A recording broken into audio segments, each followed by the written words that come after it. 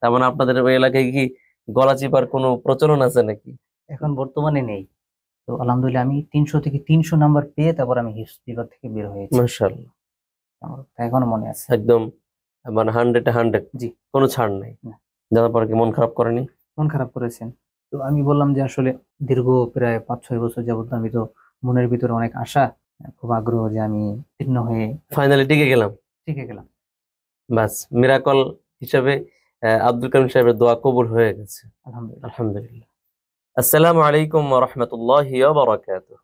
এই মুহূর্তে পৃথিবীর যে যেখান থেকে দেখছেন, আপনাদের সবাইকে জানাচ্ছি আন্তরিক প্রীতি ও শুভেচ্ছা। প্রিয় দর্শক, আপনারা দেখছেন মিম টিভির বিশেষ আয়োজন আন্তর্জাতিক হাফেজ ও কারীদের জীবনের গল্প অনুষ্ঠান। আজকের পর্বে স্টুডিওতে অতিথি হিসাবে আমন্ত্রিত হয়েছেন বিশ্ববিখ্যাত একজন হাফেজ। 2018 সালে মিশর আন্তর্জাতিক হিফজুল কোরআন প্রতিযোগিতায় পুরো বিশ্ব মঞ্চে প্রথম স্থান অর্জন করেছেন বিশ্বজয়ী হাফেজ মাওলানা মোহাম্মদ মুজাহিদুল ইসলাম। আসসালামু আলাইকুম রহমতুল্লাহি ওয়া ওয়ালাইকুম আসসালাম বারাকাতুহু। ওয়া রাহমাতুল্লাহি ওয়া বারাকাতুহু। কেমন আছেন আপনি? আলহামদুলিল্লাহ ভালো আছি। আপনি কেমন আছেন? আলহামদুলিল্লাহ, আমাদের স্টুডিওতে আপনাকে পেয়ে আমরা অত্যন্ত আনন্দিত। আলহামদুলিল্লাহ, শুকরান জাযাকাল্লাহ। এবং আমি নিজেও খুবই খুশি, আনন্দিত আমাদের এই স্টুডিওতে এসে। শুক্রিয়া।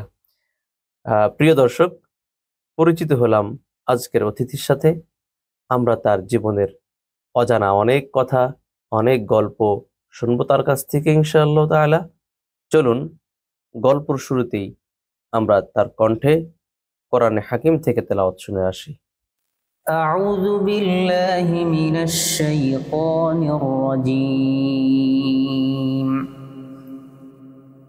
بسم الله الرحمن الرحيم. يا أيها الذين آمنوا لا تكونوا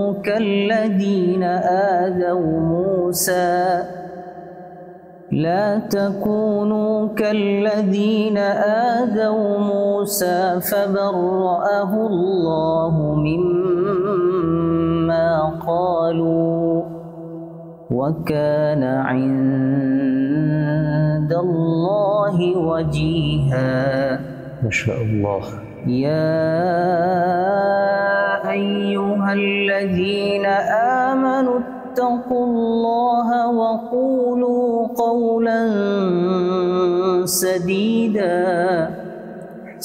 يصلح لكم أعمالكم ويغفر لكم ذنوبكم ومن يطع الله ورسوله فقد فاز فوزا عظيما.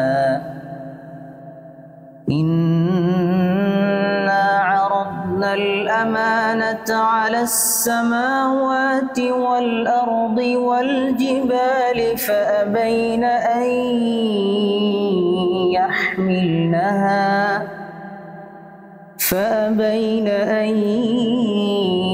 يحملنها وأشفقن منها وحملها الإنسان إنه كان ظلوما جهولا. ليعذب الله المنافقين والمنافقات والمشركين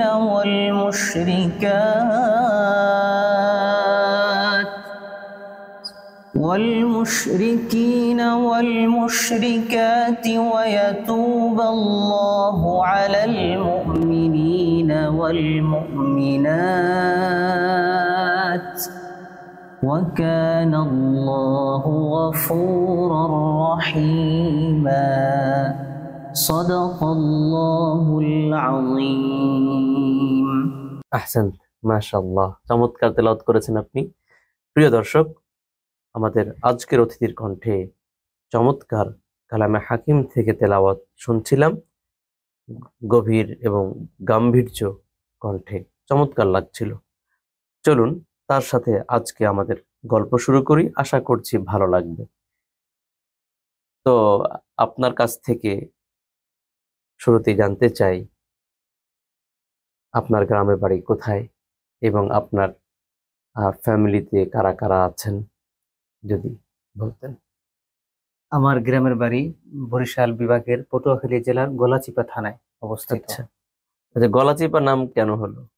এটা হয়তো কোনো একটা কারণে হয়েছে। আহ প্রিয় দর্শক, যদি আপনারা কেউ জেনে থাকেন, আসলে আমার এটা খুব আগ্রহ, গলাচিপা কি ওই সময় কি কেউ কি কাউকে গলাচিপা দিত, না কিভাবে হলো গলাচিপাটা? হতে পারে। হতে পারে, তার মানে আপনাদের ওই এলাকায় কি গলাচিপার কোনো প্রচলন আছে নাকি? এখন বর্তমানে নেই, হয়তো এক সময় ছিল। আচ্ছা, যাই হোক, আসলে জানা নেই, আপনারও জানা নেই। জি না। তো যদি কেউ জেনে থাকেন হয়তোবা লিখবেন কমেন্টসে, তাহলে যারা জানে না এই ভিডিওর মাধ্যমে আমি নিজেও কমপক্ষে জানতে পারবো যে আসলে নামটা কেন হয়েছিল। নামটা চমৎকার, গলাচিপা। জি, সামনে তারপর। আমার পরিবারে আমার বাবা মা এবং আমরা 2 ভাই 1 বোন। আচ্ছা, আপনি কি সবার আমি বড়? সবার বড়, পরিবারের সবার বড় আমি।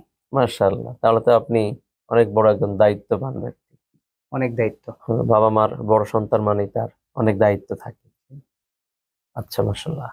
তো আপনার আব্বা কি হাফেজ আলেম এই লাইনে, না জেনারেল শিক্ষিত? আমার বাবা হাফেজ আলেম না, তবে আলহামদুলিল্লাহ আমার বাবার ভিতরে দ্বীনের বুঝ আছে। আলহামদুলিল্লাহ।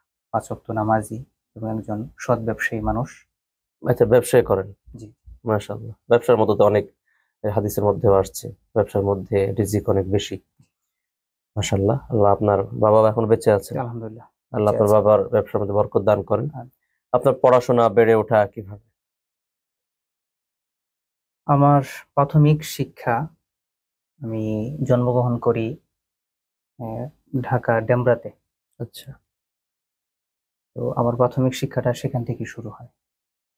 স্কুল থেকে না মাদ্রাসা থেকে? না, আলহামদুলিল্লাহ আমার পড়াশোনার শুরুটাই হয়েছে মাদ্রাসায়। মাশাআল্লাহ। আমার বাবার ভিতরে দ্বীনের বুঝ আছে এবং আমার বাবার একটা নিয়ত ছিল যে সন্তানরা সবাই দ্বীনি শিক্ষায় শিক্ষিত হবেন, ভালো হাফেজ হবেন, আলেম হবেন। সেই সুবাদেই আমার বাবা আমাকে শুরুতেই স্কুলে ভর্তি না করে মাদ্রাসা ভর্তি করিয়ে দেন। এটা প্রায় 2002-3-এর দিকে। আচ্ছা, তখন আমার জীবনটা শুরু হয় মাদ্রাসা থেকে, একেবারে ছোট ছিলাম। বয়স হয়তো সর্বোচ্চ 4 বছর হবে বা আসা যাওয়া করতেন মাদ্রাসায়? আসা যাওয়া করতাম তখন থেকেই। আচ্ছা, ওই ঢাকার ডেমরাতেই আপনার পড়াশোনাটা জি। শুরু হয়, জি। মাদ্রাসার লাইনে, যেটাকে আমরা বলি নুরানি মক্তব। জি। জি।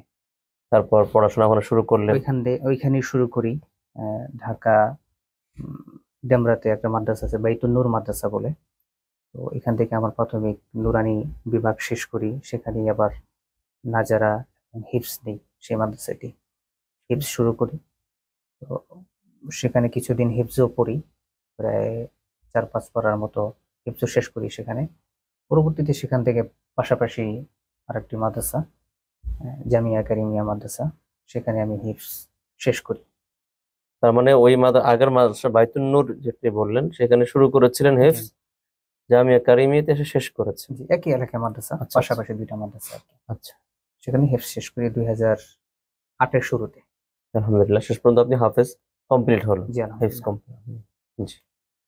2008-এ হেফজ শেষ করার পরে আমি হিফজ রিভিশনের জন্য আমি চলে যাই চিটাগাং রোড মাদারীনগর মাদ্রাসা নামে পরিচিত। এটা ঢাকা শহরের উল্লেখযোগ্য একটি প্রতিষ্ঠান, অনেক বিখ্যাত, বড় একটি বিখ্যাত প্রতিষ্ঠান, মাদ্রাসা। বিখ্যাত একটি মাদ্রাসা।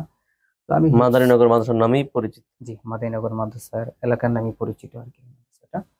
তো আমি হিফজ শেষ করার পরে আমি আমার বাবাকে বলি যে হিফজ রিভিশনের জন্য আমি ভালো একটি প্রতিষ্ঠানে ভর্তি হতে চাই, যেখানে ছাত্ররা খুব ভালো মজবুত দিয়াত করে সেখান থেকে বের হয় এবং এই মাদ্রাসার একটা সুনাম খ্যাতি আছে।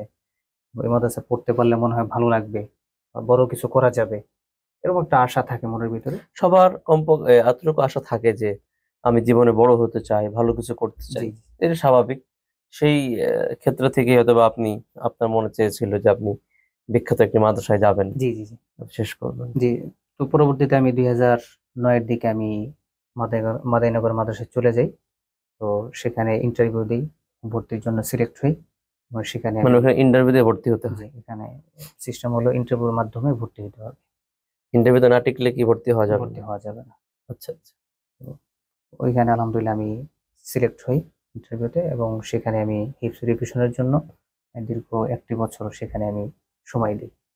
মাশাআল্লাহ। এবং ওই মাদানীনগর মাদ্রাসা থেকে আমি যখন হিপস বিভাগ থেকে আমি বের হয়ে কিতাব বিভাগে আসি, তো আমার একটা কথা মনে আছে এখনো কিতাব বিভাগ পর্যন্ত। কি মাদারীনগরই পড়েছেন জি, না অন্য কোথাও? জি, ওইখানে শুরু করেছি, আচ্ছা। মাদানীনগর মাদ্রাসা থেকে শুরু করেছি।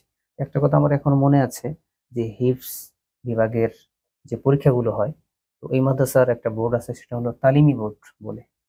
এই মাদ্রাসার আওতাধীন প্রায় 300 থেকে 400 মাদ্রাসা ছিল তখন, আচ্ছা, এত মাদ্রাসা। অনেকগুলো মাদ্রাসা। আচ্ছা, তাদের নিজস্ব একটা বোর্ড। জি, আমি তাদের যতটুকু নিজস্ব জানি, একটা বোর্ড। প্রিয় দর্শক, আমি সামান্য জানি যে মাদারীনগর মাদ্রাসাটি, উনি যেটি বলছেন আমাদের আজকের অতিথি, এটা হচ্ছে সন্দীপের পীর সাহেব নামে খুব বিখ্যাত হযরত একজন মাওলানা বুজুর্গ ইদ্রিস ছিলেন। সন্দ্বীপী, ওনার আসল নাম ইদ্রিস সাহেব, ইদ্রিস সন্দ্বীপী এই যে সাহেব। বাড়ি ওনার সন্দীপ, জি, তাই তো? জি, তো সেই নামেই বিখ্যাত একজন বুজুর্গ ব্যক্তি, যেমন আমাদের শামসুল হক ফরিদপুর রহমতুল্লাহ আলাই, হাফিজি হুজুর রহমতুল্লাহ আলাই, এই ধরনের আমাদের আমরা যারা এখন ভিডিও দেখছেন, সবচেয়ে ভালো চিনবেন বুঝবেন আহমদ শফি রহমতুল্লাহ আলাই, কিছুদিন আগে ইন্তেকাল করেছেন। বিখ্যাত একজন বুজুর্গ, বাংলাদেশের একজন প্রখ্যাত আলেম দ্বীন ছিলেন। ঠিক ওনাদেরই সিনিয়র সন্দীপ পীর সাহেব, ওনার তত্ত্বাবধানে সারা দেশে কতগুলি বললেন ওই বোর্ডের আওতাধীনে প্রায় তখন ছিল আর কি প্রায় 300 থেকে 400 মাদ্রাসা, মাদ্রাসা। তাদের একটা নিজস্ব বোর্ড আছে, তালিমি বোর্ড। তালিমি বোর্ড। আচ্ছা, সারা দেশেই এই মাদ্রাসাটি শাখা প্রশাখা আছে। জি, জি, জি, আমি যতটুকু জানি যে এই মাদ্রাসাটি আহ, দেশের গণ্ডি পেরিয়ে বাহিরের বহির্বিশ্ব বিভিন্ন দেশে জি, এই মাদ্রাসার শাখা আছে, আচ্ছা, কারণ এই মাদ্রাসার অনেক সুনাম এবং খ্যাতি আছে। জি, পড়াশোনা মান ভালো। ভালো। জি। তো একটা কথা এখনো মনে আছে, যখন আমি তালিমি বোর্ডে পরীক্ষা দিই হিফজ বিভাগে, তো এখানে নাম্বার ছিল 300 নাম্বার 3টা বিষয়ে। তো আলহামদুলিল্লাহ আমি 300 থেকে 300 নাম্বার পেয়ে তারপর আমি হিফজ বিভাগ থেকে বের হয়েছি। মাশাআল্লাহ। আমার কথা এখনো মনে আছে। একদম, মানে 100-এ 100, জি, কোনো ছাড় নেই। না, 300 থেকে 300 পেয়েছি ট্যালেন্ট আলহামদুলিল্লাহ। ব্যক্তি। মাশাআল্লাহ। তারপরে আপনি ফাইনালি কিতাবখানায় ভর্তি হলেন। জি, তো কিতাবখানায় ভর্তি হয়ে গেলেন, তাহলে বিশ্বজয়ী হাফেজ হলেন কিভাবে? কিতাব বিভাগে ভর্তি হওয়ার পরে তো আমার মনের ভিতরে একটা হঠাৎ করে একটা ইচ্ছা জাগলো। সেটা হলো এই কারণে, মাদানীনগর মাদ্রাসায় আমরা যে গ্রুপে পড়তাম ওই গ্রুপে একটা ছাত্র ছিল যে হাফেজ হাবিবুল্লাহ নামে। তো সে আমার সহপাঠী, এখন সে বিশ্বজয়ী হাফেজ, আচ্ছা, মাশাআল্লাহ। এখন সে মাওলানা মুফতি হয়ে গেছে। তো সেই হাবিবুল্লাহ, সে একই গ্রুপে আমরা পড়তাম, সহপাঠী। হাফেজ হাবিবুল্লাহ, হাফেজ হাবিবুল্লাহ, বিশ্বজয়ী হাফেজ। বিশ্বজয়ী হাফেজ। আমরা তাকেও, প্রিয় দর্শক, উনি যার কথা বলছেন বিশ্বজয়ী হাফেজ, মাওলানা মুফতিও হয়েছেন, তাই জি, তো? জি। তাকেও আমরা ইনশাল্লাহ আমাদের এই অনুষ্ঠানে দাওয়াত দেবো, আশা করছি ইনশাল্লাহ আমরা তার কাছ থেকেও তার জীবনের অনেক অজানা গল্প শুনবো। তো হাবিবুল্লাহ তখন, আমি তো কিতাব বিভাগে চলে যাই। তো ও পরবর্তীতে মাদানীনগর মাদ্রাসা থেকে উনি চলে যান আমাদের বাংলাদেশের উল্লেখযোগ্য একটি প্রতিষ্ঠান মার্কাজুত তাহফিজ ইন্টারন্যাশনাল মাদ্রাসায়। আচ্ছা। সেখানে চলে যায়। ছোট ছিল, আমিও ছোট ছিলাম। তো কম্পিটিশনের জন্য, প্রতিযোগিতার জন্য সে মূলত ওই মাদ্রাসায় চলে যায়, যে হয়তো সে প্রতিযোগিতা করবে বা আন্তর্জাতিক লাইনে সময় দিবে। মানে বিশ্ববিখ্যাত একটি মাদ্রাসা মারকাজুত তাহফিজ, মার্কাজুত তাহফিজ মানে সেখানে সে ভর্তি হয়, ভর্তি হয় মানে আন্তর্জাতিক প্রতিযোগিতার জন্য। প্রতিযোগিতার জন্য। আচ্ছা, এবং আচ্ছা, সে পরবর্তীতে জাতীয় পর্যায়ে অনেকগুলো পুরস্কার পায় এবং সৌদিতে সে যায় এবং সেখান থেকে পুরস্কার নিয়ে আসে। আচ্ছা, মাশাআল্লাহ। তো এইটা দেখার পর থেকে মানে আমার মনের ভিতরে খুব একটা ইচ্ছা ছিল যে হাবিবুল্লাহ তো আমার সহপাঠী ছিল, তো আমরা তো একই সাথে। সেও কি কিতাবখানায় ভর্তি হয়েছিল? জি, কিতাবখানা থেকেই পড়ে না, আবার সে মূলত হিফজখানা থেকে গেছে হিফজ বিভাগ থেকে, মাদানীনগর থেকে রিভিশন বিভাগ থেকে আবার সে আরো ভালো কিছু করার জন্য করার জন্য। আবারও অন্য এক হিফজখানায় জি, ভর্তি হয়েছে জি, আন্তর্জাতিক প্রতিযোগিতার জন্য। আপনি চলে আসলেন কিতাবখানায়। আমি চলে আপনার আসি। সহপাঠী যখন পুরস্কার পেল, তখন আপনার মনে ইচ্ছা মনের জাগলো ভিতরে যে একটা ইচ্ছা জাগলো। যে আমিও কিছু একটা হতে পারি, বা জি, জি, আমিও, আমারও সে তো ইচ্ছা। আমার সহপাঠী, সে সহপাঠী, যদি পারে আমি কেন হ্যাঁ, পারবো আমি না? কেন পারবো না। এই যে অবশ্যই। একটা মনের ভিতরে একটা আমার ইচ্ছা জাগে, আগ্রহ খুব সবসময় এটা আমার মনের ভিতরে ছিল। সেই উর্দু বিভাগ, তারপর তাইসির, মিজান, নাহবি, মির, হেদায়েতুন নাহু, কাফিয়া, আচ্ছা, এই প্রায় দীর্ঘ 5 থেকে 6 বছর আমি কিতাব বিভাগে পড়ি। কিন্তু আচ্ছা, আমার মনের ভিতরে ওই ভিতরে স্বপ্নটা এখনো সবসময় কাজ করতো কাজ করছে। যে আমার সহপাঠীরা অনেকেই তো তারা প্রতিযোগিতার লাইনে ভালো রেজাল্ট করতেছে, ওদের তেলাওয়াতের মান আরো সুন্দর হয়েছে। তো আমি যদি চেষ্টা করি হয়তো ইনশাল্লাহ আমিও পারবো। মাশাআল্লাহ। প্রিয় দর্শক, আমি এখানে একটি কথা আমি একটু যুক্ত করতে চাই, যে আসলে আন্তর্জাতিক হিফজ প্রতিযোগিতায় যারা অংশগ্রহণ করে তারা তো হিফজ ওইটার ধারাবাহিকতায় অংশগ্রহণ করে। জি। আমি মনে হয় আপনার কাছে এই প্রথম শুনছি যে আপনি একজন ব্যক্তি যে কিতাবখানা শুরু করে 3-4 বছর, প্রায় 5 থেকে 6 5-6 বছর বছর কাফিয়া পর্যন্ত শেষ করে জি তারপর আপনি ব্যাক করেছেন জি মনে হয় জি আবারও হিফজ খানায়, জি এরকম কিছু? জি জি। আচ্ছা, জি, তাহলে চমৎকার গল্প শুনছি। জি। 2015-র দিকে আমার খেয়াল আছে এখনো পর্যন্ত, 2015-র দিকে আমি আমার একজন মুরব্বী উস্তাদ, তার কাছ থেকে সবসময় আমি পরামর্শ নিয়ে চলি। আমার লেখাপড়া প্লাস আমার জীবনের যে বিভিন্ন গুরুত্বপূর্ণ বিষয়ের ক্ষেত্রে ওনার কাছ থেকে আমি পরামর্শ নিই। তো হুজুরকে আমি বললাম যে হুজুর, আমি তো চাচ্ছি যে ওই আহ, হুজুরের নাম কি আমরা জানতে পারি? জি, হাফেজ মাওলানা শহীদুল্লাহ সাহেব। আচ্ছা, শহীদুল্লাহ সাহেব আপনার ওস্তাদ। জি আমার তার উস্তাদ। সাথে বিভিন্ন এই পড়া কেন্দ্রিক। উনি আবার আব্দুল হক সাহেব হুজুরের ছাত্র। আচ্ছা, ওনার সাথে আব্দুল হক সাহেব হুজুরের ছাত্র শহীদুল্লাহ সাহেব, জি, উনি আপনার ওস্তাদ। ওনার সাথে সব বিষয়ে পরামর্শ করেই সিদ্ধান্ত নেন আপনি। সিদ্ধান্ত নিই।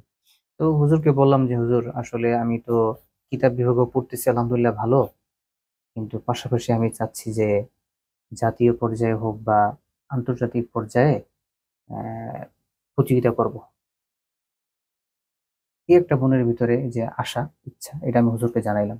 তো হুজুর পরবর্তীতে আমাকে বললেন যে তোমার জীবনে একটা কিছু করতে হবে, যে কোনো এক লাইনে কাজ করতে হবে, দুটো একসাথে চলবে না। দুইটা একসাথে চলবে না। তুমি কিতাব বিভাগেও পড়বা, ঠিক আছে, তুমি ভালো ছাত্র কিতাব বিভাগে, তুমি কিতাব বিভাগেও পড়বা, পাশাপাশি আবার আহ জাতীয় বা আন্তর্জাতিক পর্যায়ে তুমি প্রতিযোগিতা করবা, এটা সম্ভব না। তোমার যে কোনো একটা লাইন ধরে রাখতে হবে, ধরে ধরতে হবে। রাখতে হবে এবং এটাকে মজবুত ভাবে আঁকড়ে ধরতে হবে। তো আমি পরে হুজুরকে বললাম যে ঠিক আছে, তাহলে আপনি যেখানে পরামর্শ দিবেন ইনশাল্লাহ আমি ভর্তি হব। মানে কিতাবখানাকে অফ রেখে অফ রেখে আমি আবার হিপস হিফজ বিভাগে ভর্তি বিভাগে। হব। আচ্ছা। 2015-র কথা। তো আমার উস্তাদ হাফেজ কারি শহীদুল্লাহ সাহেব উনি পরবর্তীতে আমাকে ঢাকা যাত্রাবাড়ি তাহফিজুল কোরআন ও সুন্নাহ মাদ্রাসা নিয়ে আসেন। আচ্ছা। সেখানে আসি। আমি খুব বড় ছিলাম, যেহেতু কিতাব বিভাগে প্রায় 6 বছর পড়াশোনা করেছি, অনেক বড়। তো হুজুর আমাকে নিয়ে আসলেন, নিয়ে এসে বিশ্ববিখ্যাত হাফেজ উস্তাদুল হফাজ হাফেজ কারি নাজমুল হাসান শাহ হুজুরের সামনে এসে আমাকে বসালেন।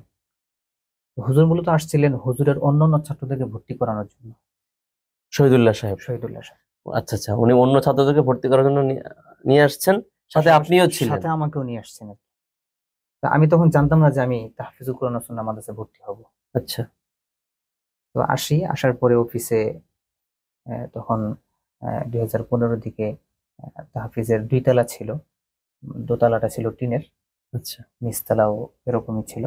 এখন তো বিশাল বিল্ডিং হয়ে জি গেছে। আলহামদুলিল্লাহ, প্রতিষ্ঠান অনেক বড় হয়েছে। আলহামদুলিল্লাহ। তো তখন উস্তাদের সামনে এসে বসলাম। তো অন্যান্য ছাত্রদেরকে আমার উস্তাদ ভর্তি করালেন শহীদুল্লাহ সাহেব। তো পরবর্তীতে হাফেজ কারি নাজমুল হাসান সাহেব হুজুর জিজ্ঞেস করলেন যে উনি কে, উনি কে? উনি আচ্ছা কে। আচ্ছা। তখন কি আপনি মানে কি ওস্তাদের মতো দেখতে নাকি, দাড়ি দাড়ি উঠে গিয়েছিল এমন কিছু আর কি? যেহেতু হিফজ বিভাগ থেকে 2009-10 থেকে বের হয়ে গেছি, 5-6 বছর প্রায় 5-6 কিতাবখানা। বছরের কিতাব বিভাগে পড়াশোনা। তো তখন তো চিন্তা ভাবনা আর কি ছিল যে আলেম হব আর কি, বড় হয়ে গেছি। তো উস্তাদ বললেন যে উনি কে। আমার উস্তাদ বললেন যে হুজুর, ও তো আসলে আহ, আমার ছাত্র, ও চাচ্ছে যে আন্তর্জাতিক পর্যায়ে প্রতিযোগিতা করবে, বা তার ইচ্ছা আছে অনেক, তার আগ্রহ অনেক বেশি। শুনলাম। সাথে সাথে একটা কথা মনে আছে আমার, তখন উস্তাদ বললেন যে, উস্তাদ কারি নাজমুল হাসান শাহ হুজুর বললেন যে ওরে তো আমার মধ্যে শিক্ষক হিসেবে রাখা যায়, আচ্ছা। শিক্ষক হিসেবে বড় হয়ে গেছে, শিক্ষক হিসেবে রাখা যায়। তো তারপর আমার উস্তাদ বারবার বলতেছিলেন যে না, ওর আগ্রহ আছে, তো ভর্তি হইতে চায়।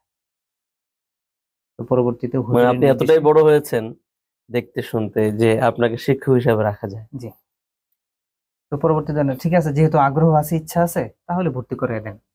অনেক চমৎকার কথা এখানে যে আপনি বললেন যে ওকে তো ওস্তাদ হিসাবে উস্তাদ হিসেবে রাখা যায়। রাখা যায়। তারপর আপনি ফাইনালি ভর্তি হলেন। ভর্তি হলাম এবং হুজুর নিজে আমাকে ভর্তি করিয়ে দিলেন হুজুরের টাকা দিয়ে, আচ্ছা, শহীদুল্লাহ সাহেব। শহীদুল্লাহ সাহেব। তো শহীদুল্লাহ সাহেবের আপনার প্রতি তার অনেক অবদান আছে। আলহামদুলিল্লাহ, আপনি আমার জীবনের এই যে যা কিছু অর্জন বা এই লাইনে আসা, যা কিছু অর্জন করেছি একমাত্র আহ মানে উস্তাদের অনেক বড় একটা অবদান আছে এর ভিতরে। অবশ্যই। উস্তাদের অনেক বড় অবদান। তারপর ভর্তি হলেন। ভর্তি হলাম 2015-এর পরে। তখন তো আমি কিতাব বিভাগ থেকে আসছি।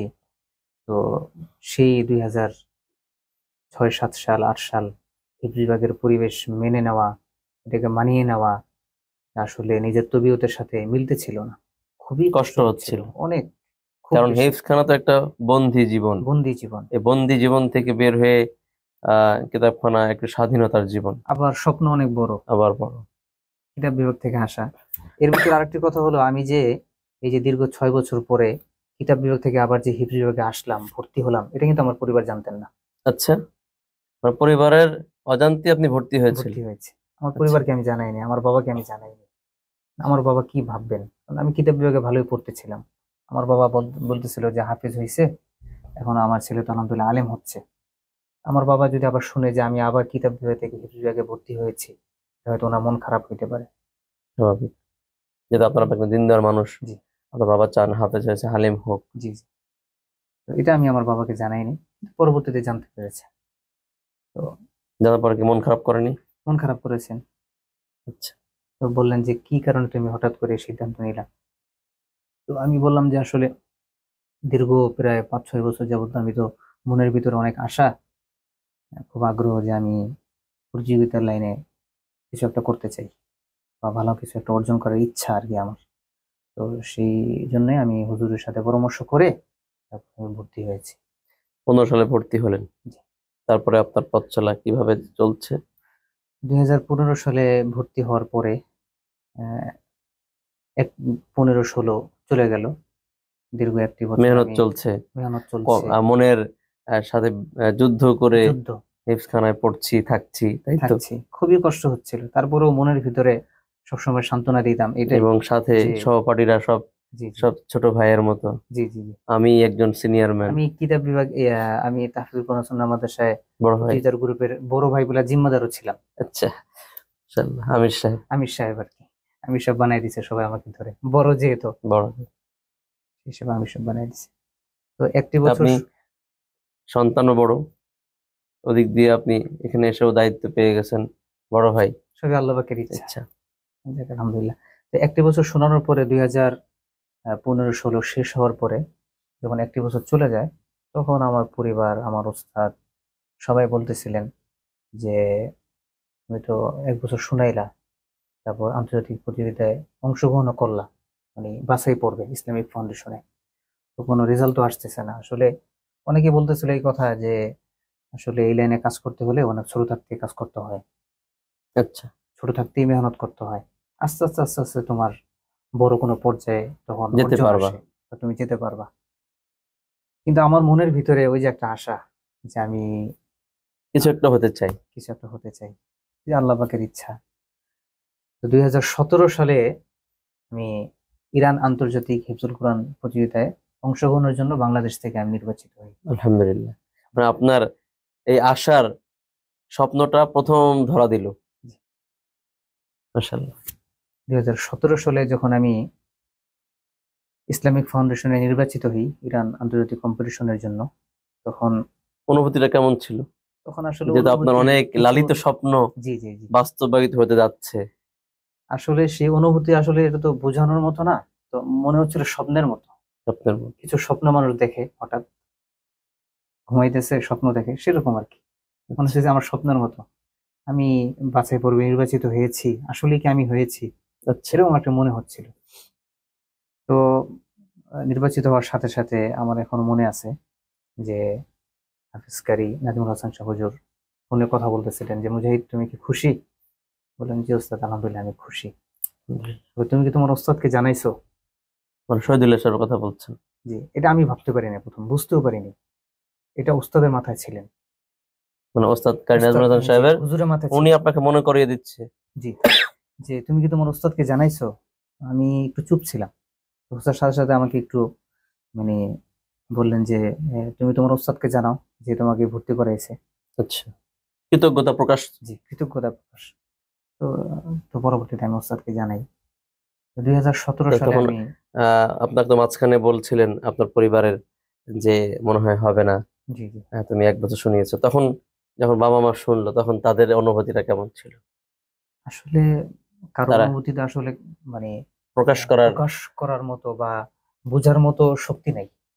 অনুভূতি এমন একটা জিনিস যেটা যার যার মনের ভিতরেই আছে। অনুভূতি আমার আসলে বাবা অনেক খুশি অনেক হয়েছেন। সময় প্রকাশ করতে চাইলেও প্রকাশ করা যায় না পুরোপুরি। তো 2017 সালে আমি পরবর্তীতে ইরান আন্তর্জাতিক হিফজুল কোরআন প্রতিযোগিতায় অংশগ্রহণ করি। আলহামদুলিল্লাহ সেখানে সবগুলো প্রশ্ন উত্তর ঠিকঠাক মতো করতে পেরেছি এবং সেখান থেকে আমি সান্ত্বনা পুরস্কার। মাশাআল্লাহ।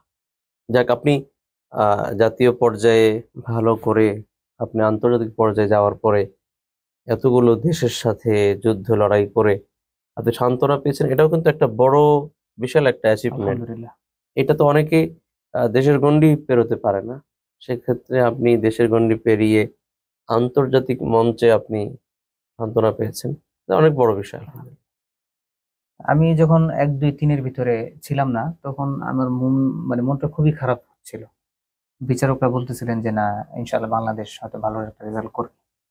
কিন্তু পরবর্তীতে দেখলাম যে না, সিরিয়ালে নেই, সান্ত্বনা পুরস্কার পেয়েছি। তারপরও মনের ভিতরে আলহামদুলিল্লাহ কোনো কষ্ট ছিল না, এই কারণে যে আমি যে স্বপ্ন লালন করতেছিলাম এত বছর যাবত, আলহামদুলিল্লাহ সেটা তো অনেকটা সফল। অনেকটা সফল। আলহামদুলিল্লাহ। আলহামদুলিল্লাহ। তো 2017 সালের পরে 2018 সালে আমি আবার চলে যাই কিতাব বিভাগে।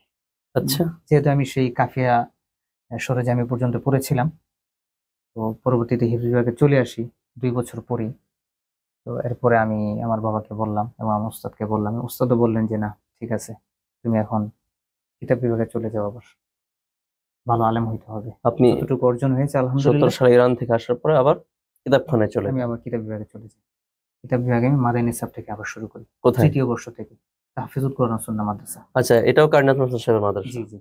আপনি এখানে আবার কিতাবখানা মাদানী নিসাব, আগে ছিলেন কওমি নিসাবে। কদিম নিসাবে।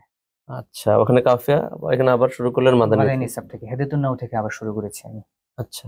3য় বর্ষ থেকে আমি আবার শুরু করি। তো কিছুদিন পড়তেছিলাম। তো যখন ইসলামিক ফাউন্ডেশনে বিভিন্ন আন্তর্জাতিক প্রতিযোগিতার বাছাই পর্বগুলো শুরু হয়, তো আমি অংশগ্রহণ করি। একটা একটা করে অংশগ্রহণ করতে থাকি, কিতাব কিতাবখানা বিভাগও থাকা পড়তে অবস্থায় থাকি, পাশাপাশি আবার আহ, অংশগ্রহণ অংশগ্রহণও করি। করছি। হঠাৎ করে মিশর আন্তর্জাতিক হিফজুল কোরআন প্রতিযোগিতা চলে আসে। তো সময় মাত্র 3 4 দিন সময় আছে। ওস্তাদ বললেন যে 3 4 দিন সময় আছে, এখন তুমি কি করবা? ঠিক আছে, ইনশাল্লাহ অংশগ্রহণ করব ইসলামিক ফাউন্ডেশনে। তো প্রতিযোগিতার দিন সকালবেলা, আমার এই কথাটা সারা জীবন মনে থাকবে। প্রতিযোগিতার দিন সকালবেলা কিতাব বিভাগের উস্তাদ, কিতাব বিভাগের জিম্মাদার হাফেজ কারি মাওলানা আব্দুল করিম সাহেব হুজুর, জিম্মাদার উস্তাদ উনি, আমাদের শ্রদ্ধেয় উস্তাদ, উনি বলতেছিলেন সকালবেলা যখন আমি নাস্তার পরে বের হই মাদ্রাসা থেকে, তো হুজুর বলতেছিলেন যে প্রতিযোগিতা মুজাহিদ, যাওয়ার জন্য। প্রতিযোগিতায় যাওয়ার জন্য। তো হুজুর বলতেছিলেন, মুজাহিদ কোথায় যাচ্ছ? বললাম যে হুজুর, আজকে তো ইসলামিক ফাউন্ডেশনে বিশ্ব আন্তর্জাতিক প্রতিযোগিতার বাছাই পর্ব হবে, সেখানে যাচ্ছি। হুজুর বলছে যে মুজাহিদ, আজকে আপনি টিকবেন। আচ্ছা, মাশাআল্লাহ। তো আমি মনে করেছি যে হুজুর দোয়া করতেছেন। স্বাভাবিক আমি দোয়া যেভাবে করে দোয়া করছেন। হুজুর আবার বললেন যে মুজাহিদ, আজকে আপনি টিকবেন। আচ্ছা। ঠিক আছে, ইনশাআল্লাহ হুজুর, দোয়া চাই। এই কথা বলে আমি বের হয়ে গেছি, মাদ্রাসা থেকে বের হয়েছি। তো প্রথম পর্ব, প্রথম বাছাই পর্ব হইল, ফাইনালে উঠলাম। তো ফাইনাল পর্ব দিলাম। তো সেখান থেকেও আমি উত্তীর্ণ হয়ে ফাইনালি টিকে গেলাম। টিকে গেলাম।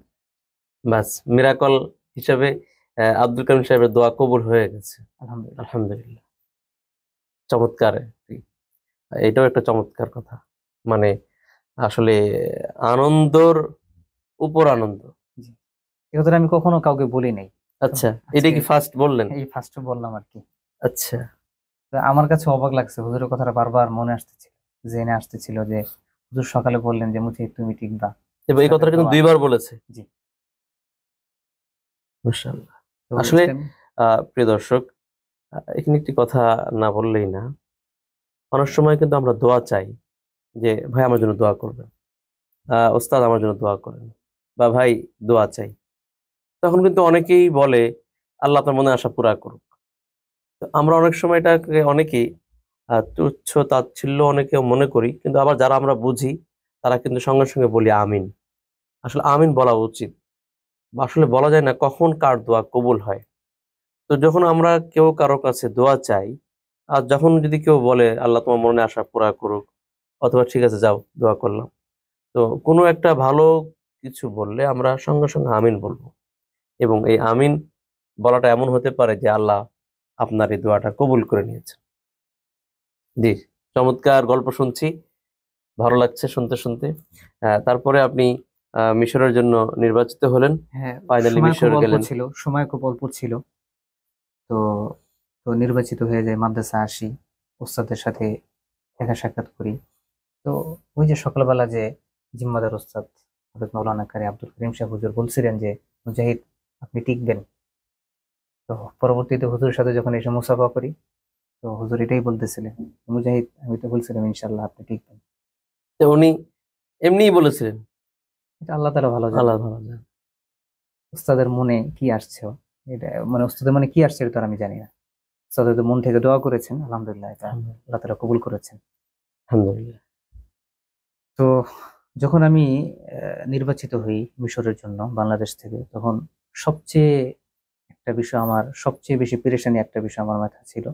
সেটা হলো তাহফিজুল কোরআন ও সুন্নাহ মাদ্রাসা 2018 সালের আগে যে কয়েকজন ছাত্র ভাই মিশর আন্তর্জাতিক হিফজুল কোরআন প্রতিযোগিতায় অংশগ্রহণ করেছে, সবাই আলহামদুলিল্লাহ সেখান থেকে প্রথম স্থান অর্জন হয়ে এবং প্রথম স্থান অর্জন করেই এসেছে।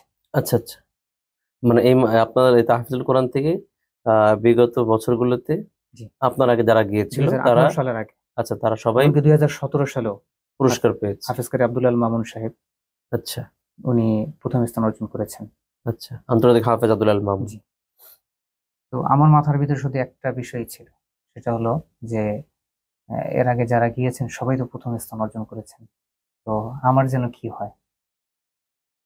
এই বিষয়টা আমার খুবই কি পেরেশানি। পেরেশানি কাজ করতেছিল, মেহনত করতেছিলাম, উস্তাদরাও দোয়া করতেছিলেন যে ঠিক আছে সমস্যা নেই, রেজাল্ট তো একটা হবে ইনশাল্লাহ, বিশাল।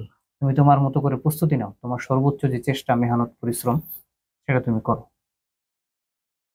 তো আমি 2018 সালে মিশরে মিশর আন্তর্জাতিক হিফজুল কোরআন প্রতিযোগিতায় যাই, সেখানে প্রতিযোগিতা করি, আলহামদুলিল্লাহ সেখান থেকে প্রথম স্থান অর্জন করে তারপরে আমি আসি। মাশাআল্লাহ। তো আপনি ইরান থেকে সান্ত্বনা পেলেন, ওইখানে এক ধরনের অনুভূতি ছিল।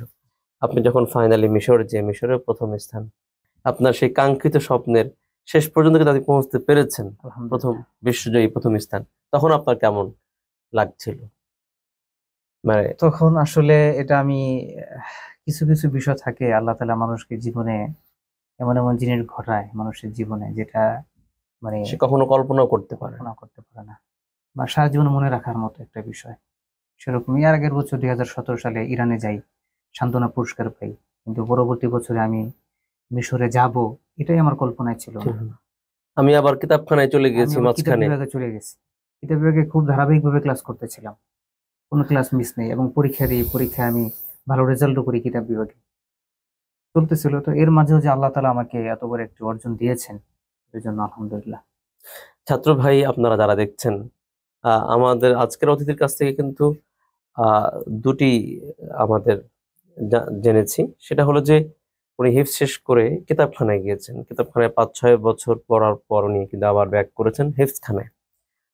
অনেকেই তাকে বলেছে যে হিফজখানা থাকা অবস্থাতেই প্রতিযোগিতায় অংশগ্রহণ করতে হয়, কিতাবখানা থেকে আবার হিফজখানা, বড় হয়ে গেছে ছোট থেকে অংশগ্রহণ করতে হয়। বিভিন্ন কথা কিন্তু উনি শুনেছেন, কিন্তু ওনার আশা এবং স্বপ্ন ছিল, মেহনত করেছেন, আল্লাহ কবুল করেছেন, ওস্তাদের দোয়া ছিল।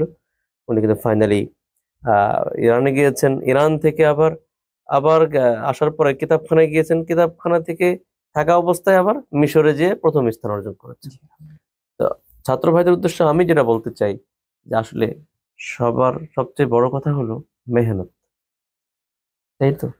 মেহনত করলে আল্লাহ কখনো মেহনতকে মেহনতকে বিফলে দেন না, আল্লাহ তাআলা কোরআনের মধ্যে বলেছেন আগে পরে ওয়া আল্লাহ ইসরিল ইনসানি ইল্লা ইল্লা মা মা সাআ। সাআ। আসলে আল্লাহর কাছে চাইতে হবে, মেহনত করতে হবে, আল্লাহ অবশ্যই দিবেন। জি, তারপরে আপনি বাংলাদেশে আসলেন, তারপরে আপনার বাবা মা, ওস্তাদ, সবাই তো আপনার প্রতি খুব খুশি। জি, আপনি আলহামদুলিল্লাহ। দেশের জন্য ওই মুহূর্তে তো সারা সেটাও বাংলাদেশই ছিল খুশি। ডিসেম্বর আচ্ছা, ডিসেম্বর মাস। বিজয়ের মাসে বিজয়। বড় একটি বিজয়, যেহেতু আমাদের দেশের বিজয়ের মাস ডিসেম্বর। শেষ পর্যন্ত আপনি প্রথম স্থান অর্জন করলেন, বাংলাদেশে আসলেন, এরপর আপনি আবার আমি আবার কিতাবখানায়। ধারাবাহিকভাবে কিতাব বিভাগে চলে যাই এবং তৃতীয় বর্ষ, চতুর্থ বর্ষ, পঞ্চম বর্ষ এবং মিশকাত দাওরা শেষ করি। আপনি দাওরা শেষ করেছেন, দাওরা শেষ কোথা করেছি থেকে ঢাকা করেছেন? যাত্রাবাড়ি বড় মাদ্রাসা হিসাবে যে মাদ্রাসাটি পরিচিত, যে মাদ্রাসার প্রিন্সিপাল হলেন আল্লামা মাহমুদুল হাসান সাহেব, আচ্ছা হায়াতুল উলিয়ার প্রধান। আচ্ছা আচ্ছা, এটাও একটা বিখ্যাত জি, প্রতিষ্ঠান। সুনামধন্য প্রতিষ্ঠান, যাত্রাবাড়ি বড় মাদ্রাসা নামেই পরিচিত। আপনি হয়তো দাওরা শেষ করলেন, এখন আপনি কি পড়াশোনায় আছেন নাকি এখন খেদমতে বর্তমানে আছেন? আমি পড়াশোনার ভিতরে নেই, তবে আমি একটি মাদ্রাসার পরিচালনা দায়িত্বে আছি। আচ্ছা, মাশাআল্লাহ, আপনি এখন প্রিন্সিপাল। প্রিন্সিপাল না বলতে আর কি, কোরআনের খেদমতে আছি, মাশাআল্লাহ, আল্লাহ আপনার এই খেদমতকে কবুল করুন। খাদিমুল কোরআন। আল্লাহ আপনার হায়াত যতদিন রেখেছেন সুস্থতার সাথে যেন এই কোরআন খেদমত করে যেতে পারেন, আমরা ইনশাআল্লাহ। সেই দোয়া করছি। আপনার এখন কি পারিবারিক জীবন আপনার শুরু হয়েছে? জি, আলহামদুলিল্লাহ। আচ্ছা, মাশাআল্লাহ। আপনার অনেক চমৎকার গল্প শুনছিলাম। আপনার কাছে আপনি তো অনেক ইন্টারেস্টিং দুই একটি ঘটনা বলেছেন, সারা জীবন মনে রাখার মতো। এর বাইরেও কি এমন কোনো ঘটনা আছে যেটা কখনো কাউকে বলা হয়নি? আজকে শুনতে চাই যদি এমন কোনো ঘটনা থাকে। আমার জীবনের যতগুলো ঘটনা ঘটেছে বিশেষ বিশেষ, এর মধ্যে একটি ঘটনা এখনো আমার মনে আছে। সেটা হলো 2018 সালে মিশর আন্তর্জাতিক হিফজুল কোরআন প্রতিযোগিতায় ফাইনাল পর্বে যখন আমি অংশগ্রহণ করি। তো দেশের বাইরে যখন প্রতিযোগিতাগুলো শুরু হয়, তখন তো আপনার আহ, প্রথম পর্ব, দ্বিতীয় পর্ব, ফাইনাল পর্ব, এরকম 2-3টা রাউন্ড হয় অনেক দেশে। তো এখানে 2টা রাউন্ড হয়েছিল। তো প্রথম বাছাই পর্ব থেকে যখন আমি ফাইনালে উঠি, ফাইনালে যতজন প্রতিযোগী ছিল, যত দেশ থেকে প্রতিযোগিতা দেওয়ার জন্য আসছে, সর্বপ্রথম প্রতিযোগী আমিই ছিলাম। মানে সবার আগে আপনার জি, সিরিয়াল? সবার আগে আমার সিরিয়াল ছিল না, কিন্তু আমার সিরিয়াল ছিল 4-5 নম্বরে এরকম। অনুপস্থিত কিন্তু থাকার কারণে? অনুপস্থিত থাকার কারণে প্রতিযোগীরা, তো আমি সর্বপ্রথম প্রতিযোগী হিসেবে অংশগ্রহণ করি ফাইনাল পর্বে, এটা পড়ি আর কিন্তু কি, তেলাওয়াত অনেক করি। কষ্টের একটা জায়গা। অপ্রস্তুত ছিলাম সম্পূর্ণ। যেভাবে জামা কাপড় পরা ছিলাম, ফাইনাল পর্বে নাম ঘোষণা করেছে, প্রথম 3-4 জন কেউই নেই। তো পরবর্তী দেখা যাচ্ছিল যে আমি ছিলাম স্টেজে। তো আমি পরবর্তীতে স্টেজে উঠে যাই, মানে আপনাকে সামনে পেয়েছে, বসিয়ে দিয়েছে, বসে বিষয়টা দিয়েছি। এরকম। তা আমি সর্বপ্রথম প্রতিযোগী হিসাবে প্রতিযোগিতা করি এবং আমি যে নাম্বারটা পাই, মিশর আন্তর্জাতিক হিফজুল কোরআন প্রতিযোগিতার নাম্বারিং যে সিস্টেম সেটা একটু ভিন্ন। সেখানে সিস্টেম হলো, এখানে একটা ছাত্র যখন প্রশ্ন উত্তরগুলো পড়তেছে, ওই পড়া অবস্থায় তার যদি তেলাওয়াতের মধ্যে কোনো ভুল হয়, ওয়াকফের ভুল হোক বা কোনো উচ্চারণে ভুল হোক বা তাজবিদের কোনো ভুল হোক, সেটার সাথে সাথে নাম্বার কমে যাচ্ছে, কম্পিউটারে দেখা যায়। আচ্ছা, তৎক্ষণাৎ তৎক্ষণাৎ রেজাল্ট পাওয়া যায়? তৎক্ষণাৎ রেজাল্ট পাওয়া যায়। একজন প্রতিযোগী সে যদি সাদাকাল্লাহুল আজিম শেষ করে, মানে তার উত্তরগুলো দিয়ে শেষ করে, এটা বলার সাথে সাথে তার মোট নাম্বার স্ক্রিনে চলে আসে? স্ক্রিনে চলে আসে। তা আমি সর্বপ্রথম প্রতিযোগী প্রতিযোগী। হিসাবে ফাইনালে অংশগ্রহণ করি এবং আমার যে নাম্বার ছিল, এরপরে যতজন প্রতিযোগী আসছে আমার উপরে নাম্বার কারোর যায়নি, আলহামদুলিল্লাহ। আলহামদুলিল্লাহ। এটাও একটা আপনার সারা জীবন মনে রাখার মতো একটি ঘটনা। জি। এবার আপনার কাছ থেকে যেটি জানতে চাইবো, যে আমাদের দর্শকদের উদ্দেশ্যে, বিশেষ করে ছাত্র ভাই যারা আন্তর্জাতিক প্রতিযোগিতায় অংশগ্রহণ করছে বা করতে চায়, তাদের উদ্দেশ্যে আপনার কিছু বলা আছে কিনা? আসলে ছাত্র ভাইদের উদ্দেশ্যে শুধু একটি কথা, যে আপনার ভিতরে যদি স্বপ্ন থাকে, আপনার ভিতরে স্বপ্ন যদি আপনি লালন করেন, যে প্রতিযোগিতার অঙ্গনে বা জাতীয় হোক, সেটা আন্তর্জাতিক প্রতিযোগিতা হোক, যদি আপনার ভিতরে আশা থাকে, ইচ্ছা থাকে, আকাঙ্ক্ষা থাকে, তাহলে আপনি আপনার লক্ষ্য উদ্দেশ্যে পৌঁছার আগ পর্যন্ত আপনি মেহনত চালিয়ে যাবেন। কারণ সফলতার চাবি হলো মেহনত, পরিশ্রম। আপনি যদি জীবনে সফলতা পেতে চান, অর্জন করতে চান, তাহলে আপনার মেহনত পরিশ্রমের বিকল্প কোনো কিছু নেই। কিছুই নেই, মেহনত চালিয়ে যেতে হবে, আল্লাহর কাছে চাইতে হবে। জি, আল্লাহ অবশ্যই আপনার স্বপ্ন আর আশাকে ধরা দেবেন। ইনশাআল্লাহ। প্রিয় দর্শক, চমৎকার গল্পের মধ্যে দিয়ে আমাদের আজকের সময় অতিবাহিত হচ্ছে। আমরা একদম শেষ পর্যায়ে, আমরা বিদায় নিব। তবে আমাদের বিদায়টা হবে তেলাওয়াত শুনতে শুনতে। তার আগে আমি বিদায় নিতে চাই এবং আপনাদেরকে বলতে চাই যে আপনারা দেখছেন মিম টিভির বিশেষ আয়োজন আন্তর্জাতিক হাফেজ ও কারীদের জীবনের গল্প অনুষ্ঠান। আমাদের দেশে অসংখ্য বহু আন্তর্জাতিক হাফেজ কারী রয়েছেন। ধারাবাহিকভাবে আমরা দাওয়াত দিব, তাদের কাছ থেকে চমৎকার তাদের আশা আকাঙ্ক্ষা এবং বিভিন্ন ঘটনাবলী জীবনের গল্প আমরা শুনব। আপনারা দেখছেন, আগামীতেও দেখবেন এবং আপনারা সুন্দর পরামর্শ দিবেন আমাদেরকে। আগামীতে কাকে কাকে দেখতে চান সেই নামগুলিও লিখবেন। পুরো সময় জুড়ে আমি ছিলাম মাহমুদুল হাসান।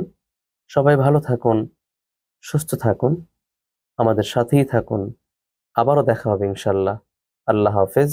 আসসালামু আলাইকুম ওয়া রাহমাতুল্লাহি ওয়া বারাকাতুহু।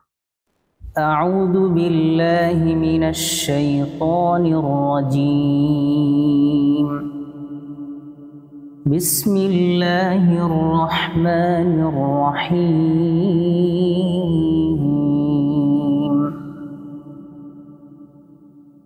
يا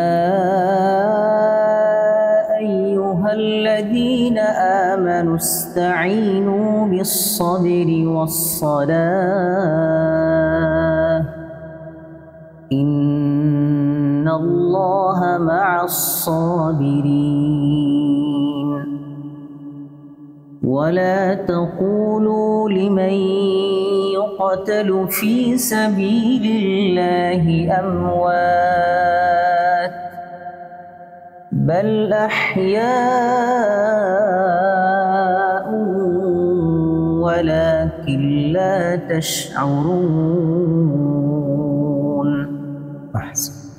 ولنبلونكم بشيء من الخوف والجوع ونقص من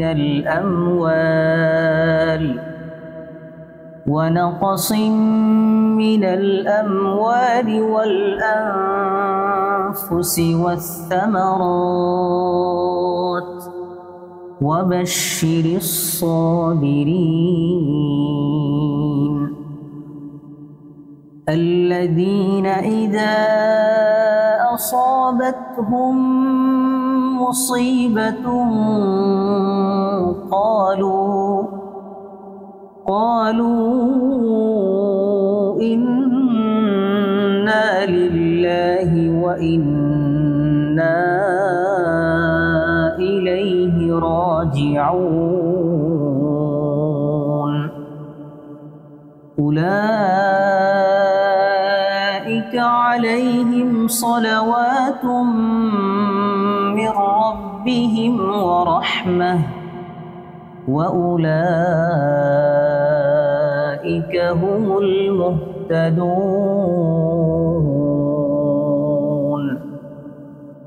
إن الصفا والمروة من شعائر الله فمن حج البيت أو اعتمر فلا جناح عليه أن يطوف بهما ومن تطوع خيرا فإن الله شاكر عليم. صدق الله العظيم.